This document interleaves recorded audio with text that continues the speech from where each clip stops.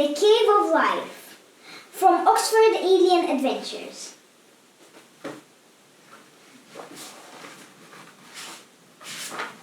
Let's start. Chapter 1. Back Together. The red gabloons pushed Ants, Tiger and Seven along the tunnel. I can't believe we're going to meet Creator, said Ant. Creator was the living soul of the planet. She will not be alive for much longer, a gabloon said sadly. The meat have sucked up nearly all her remaining giving sap. When she dies, so will all the life on the planet. Wait, hissed the lead gabloon. I hear something up ahead. They all peered into the darkness. 3 familiar shapes emerged out of the gloom. It's Max, Cat and Nog, and grinned, hurrying forwards. Are you okay? Just then the lead gabloon lashed out its leaves and grabbed Max. The other gabloons quickly got hold of Cat and Nog.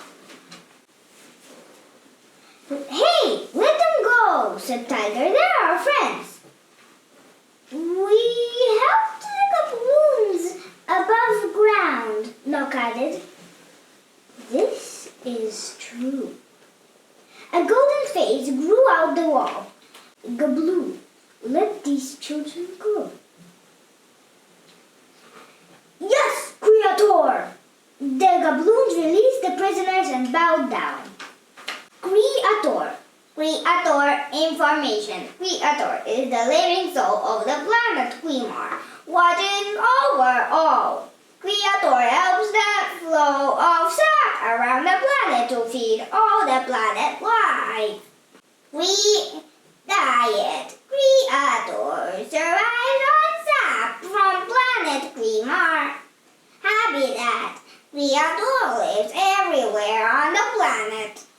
Flows with planet's energy. Finding Creator. Creator can appear anywhere. She can project her image wherever she chooses, in sap, on rock, or in the air.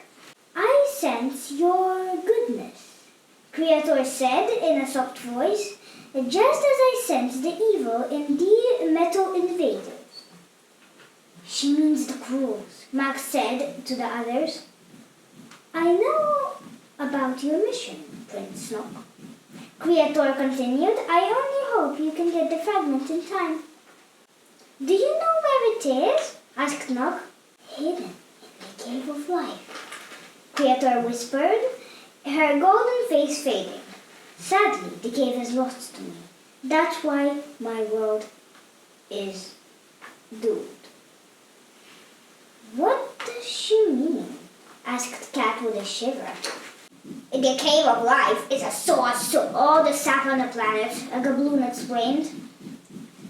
However, something smashed through the roof and blocked the source. The entrance to the cave is also blocked by the fallen rocks.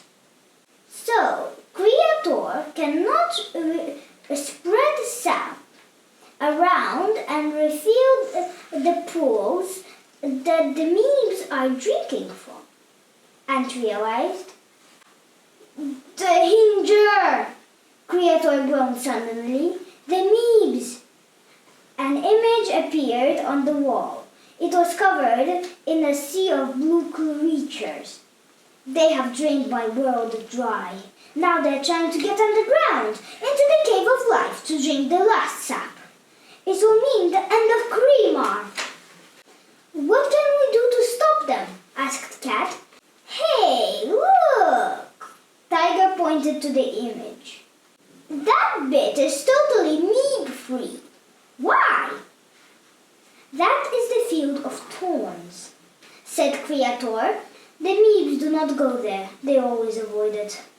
It must be the thorns they don't like, said Ant.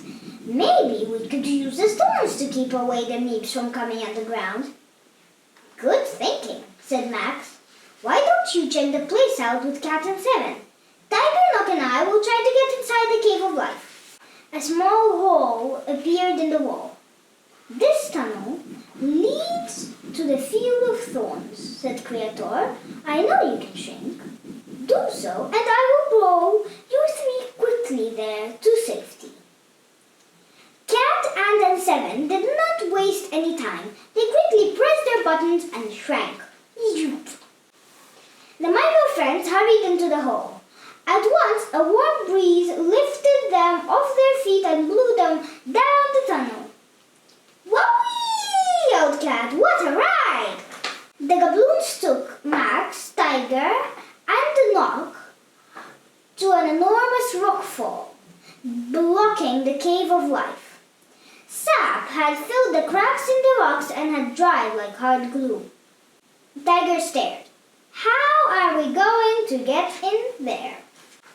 Together, Max and Tiger tried to move one of the rocks, but their friends couldn't shift it. Is this hopeless? Sighed the Gabloon.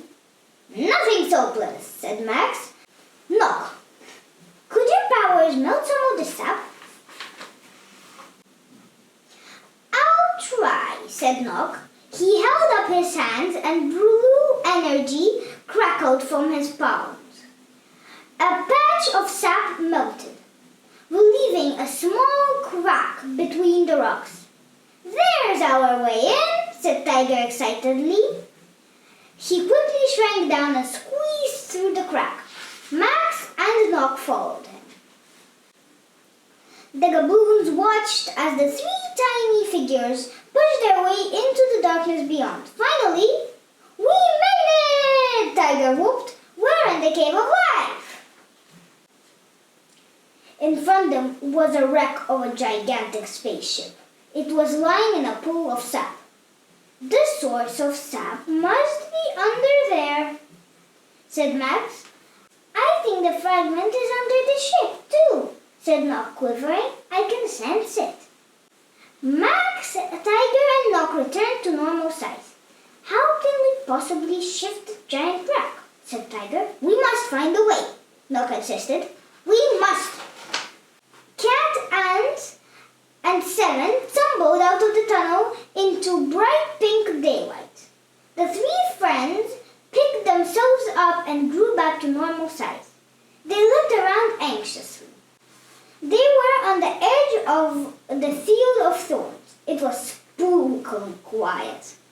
Old twisted trees grew in front of them. Their spiky branches stretched out like grasping fingers. Fluffy cotton wool-like balls stuck to the thorns. What are they? Asked Cat. Seven looked more closely. I believe these are thorn tree blossoms. Ant touched a thorn and gasped. No wonder the meeps stay away.